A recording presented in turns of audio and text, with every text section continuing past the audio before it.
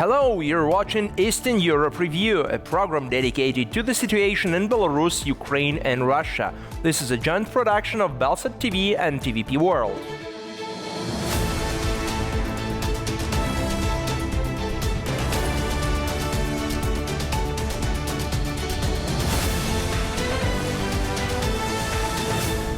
My name is Dmitry Mitskevich, and let's take a look at the headlines. The cringe parade in Moscow. What is the real meaning of RussiaDay? We live in an era of war that is very cruel, unfair and aggressive. We live in an era where the Soviet Union and previous imperial spaces are idealized. Hidden mass political repression in the largest Belarusian university. Absolutely no one looks at the level of the people who are being destroyed. For example, the outstanding chemistry student Artyom Bayarsky was put in the Shklo penal colony. Russian aggression prompts reform in Ukraine's preschool education. This is a comprehensive framework that governs the provision of preschool education. It has been developed over several years with input from experts and lawmakers at various levels.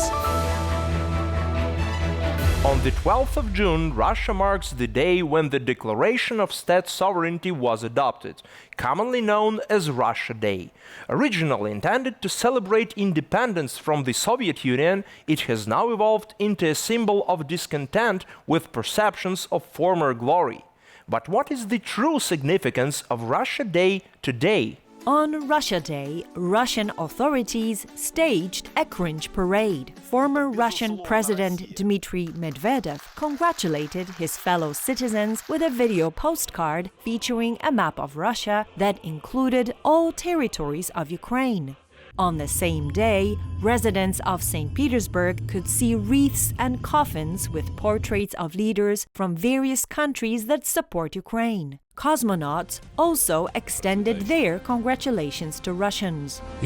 From space, you can clearly see how huge and beautiful our homeland is, inhabited by people of various nationalities. Russia is our common home, which must be respected and protected. We have the honor of being born and living in the most beautiful country on earth. Let's remember and appreciate this. However, this day has not always been as it is now. It was first celebrated in 1990, and back then it had a completely different meaning.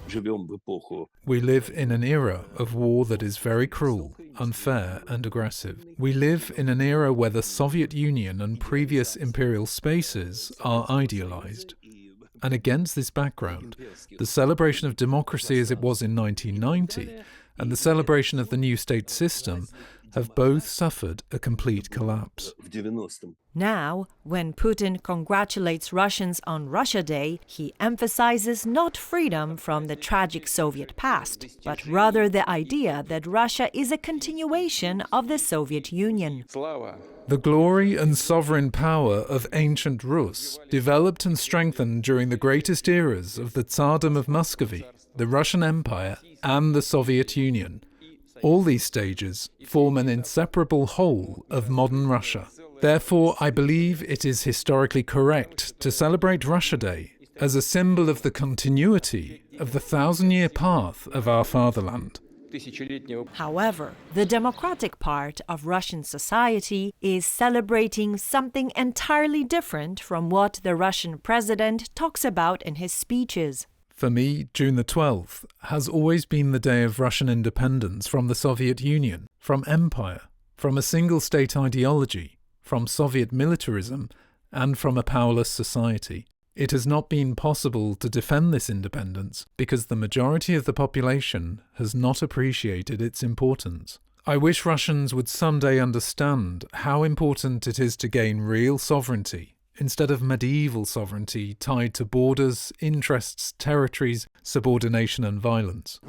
A significant number of Russians have been forced to leave their country due to political persecution. Despite this, their connection to their homeland remains strong, leading them to celebrate June the 12th even while abroad. One notable example is politician Yevgeny Domozhirov, who has been labeled a foreign agent in Russia and is also wanted for his political activities. Recently, he organized the Free Russia Day demonstration in Warsaw. It is clear that for the Russian authorities now, this is the day when Russia is free from us, free from those who were forced to leave, flee their home, and who are now outside their beloved country.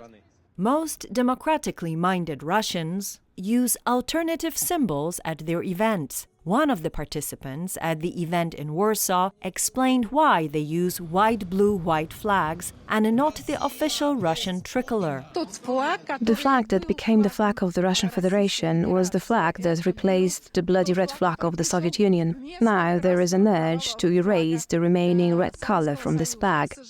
Despite the battle over meanings between the Kremlin and its opponents, the majority of Russians invest practically nothing into this day. For them, it is just an additional day off.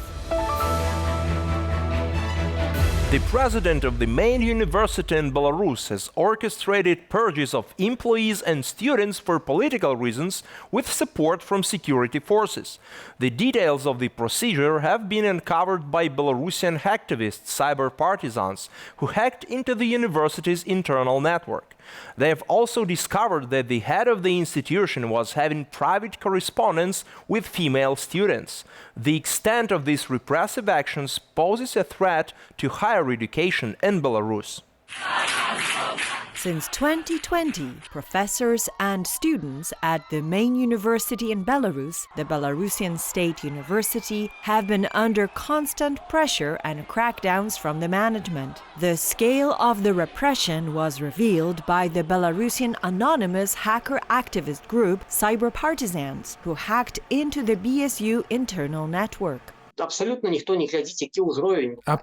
no one looks at the level of the people who are being destroyed. For example, the outstanding chemistry student Artyom Bayarsky was put in the Shklo penal colony. They just don't care.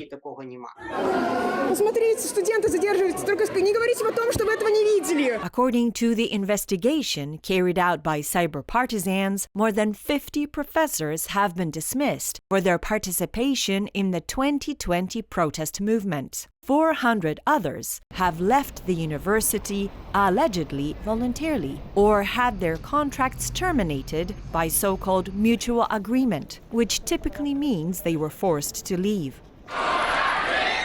Over the past 3 years, at least 140 students have been expelled from BSU for political reasons. The authorities, including KGB, give orders directly to the university management, which of the staff to dismiss, which students to expel, and even which applicants to refuse entry to BSU. We're losing the elite. No higher education, no elite. Instead of an elite, we'll have authorities. They'll live and work according to completely different standards, not just in terms of ideology, but moral standards.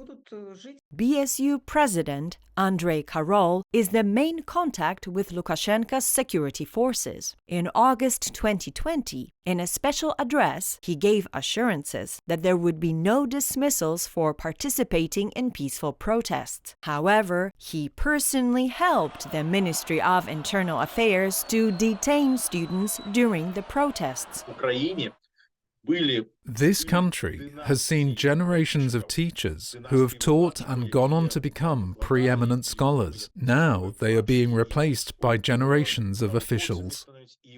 The person responsible for the repression at BSU is Vice President for Security and Human Resources Yaroslav Chekarsky, a full-time employee of the KGB. He provides recommendations to Andrei Karol on which employees should sign the dismissal papers for their colleagues. The goal is to implicate as many people as possible in the repression. What they're saying is, if you're not going to be cannon fodder in wars, then you must realize that you depend so much on the state that even traveling to other states becomes impossible. According to the investigation, Andrei Karol engages in behind-the-scenes intrigues at the university. The following telephone conversation reveals how the BSU president talks about his colleagues. Let the bastard squirm. I can't call him anything else. Complete nit. You just need to open the folder and gather more serious dirt on him and then kick him out. Hackers have also identified at least 7 supporters or romantic partners of the president and provided an example of intimate correspondence where Andrei Karol, a married man, arranges a meeting. In the meantime, BSU has dropped almost 100 positions in the ranking of the world's best universities in just 1 year. Constant Russian attacks are disrupting young Ukrainians' access to a normal preschool education. To address this challenge, the Ministry of Education of Ukraine has implemented hybrid learning in kindergartens. Let's explore what this entails. 1, 2, 3, yes. Ludmila and her son Tichin returned to Kyiv a week ago. At the beginning of Russia's full-scale invasion of Ukraine, the woman fled to Germany with her newborn son. She has now returned with a 3-year-old boy who speaks German. He faces great difficulties because he doesn't understand the language. He comes to the playground and the children tell him, "Let's go." And he doesn't understand because he only speaks German. Tichin is now adjusting to life in the capital and his peers. To help the child adapt to his new kindergarten, Ludmila was allowed to stay with a boy. That's our Kirilo and Bogdan. His name is Tikin.